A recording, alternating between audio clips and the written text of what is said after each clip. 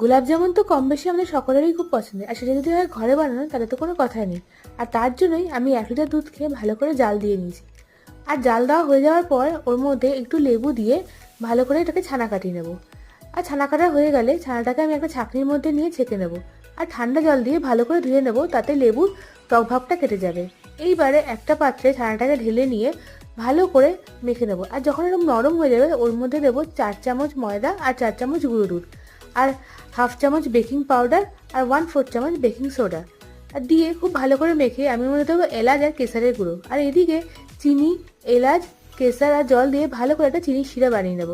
এবার এখানে হাতে ঘি লাগিয়ে আমি গোল গোল করে এই গোলাপ জামুনগুলোকে প্রত্যেকটাকে ভালো করে কেটে নেব। আর তারপরে কড়াইতে তেল গরম করে গোলাপ জামুনগুলোকে দিয়ে লো ফ্লেমে হালকা করে ভেজে রসে চুবিয়ে দেবো। আর ব্যাস তৈরি আমাদের দোকানের থেকেও খুব দুর্দান্ত স্বাদের গোলাপ জামুন।